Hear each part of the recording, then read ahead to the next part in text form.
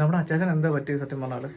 തലവേദനയായിട്ട് കിടക്കുമായിരുന്നു. രാത്രി ഭയങ്കര തലവേദനയായിരുന്നു. തലവേദന ആയ സമയത്ത് മരുന്ന് കൊടുത്തു, ഒരു ഗുളിക കൊടുക്കാൻ പറഞ്ഞു, ഗുളിക കൊടുത്തു, പിന്നെ വിക്സ് ഒക്കെ തേച്ച് കൊടുത്തു കഴിഞ്ഞ് വെളുപ്പാങ്കാലം ആയപ്പോഴത്തേക്കും തലവേദന കൂടുകയോ ചെയ്ത്.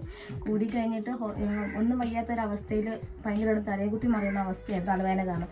അത് കഴിഞ്ഞിട്ടാണ് ഇവിടുന്ന് നമ്മൾ കോട്ടയം മെഡിക്കൽ കോളേജിലോട്ട് കൊണ്ടു ചെന്നപ്പോൾ തന്നെ അവർ ഓപ്പറേഷനിലോട്ട് മാറ്റി വെച്ചിരുന്നു. കാരണം അപ്പോഴത്തേക്കും പറഞ്ഞു ഉടനടി പെടലി ഞരമ്പ് പൊട്ടി തലവേദന കാരണം. അങ്ങനെ ഒരു സൈഡ് മൊത്തം സ്ട്രോക്ക് ആവുകയോ ചെയ്തത്.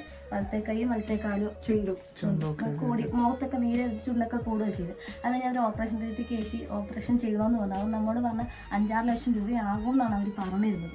അപ്പം നമ്മളിൽ ആ ഒരു സമയത്ത് അതില്ലായിരുന്നു. പിന്നെ ആരോഗ്യ ഇൻഷുറൻസിൻ്റെ കാർഡോ റേഷൻ കാർഡോ അങ്ങനെ ഒരു ഡോക്യുമെൻറ്റ്സും നമ്മളെ ഈ നിലയിൽ ഉണ്ടായിരുന്നില്ല.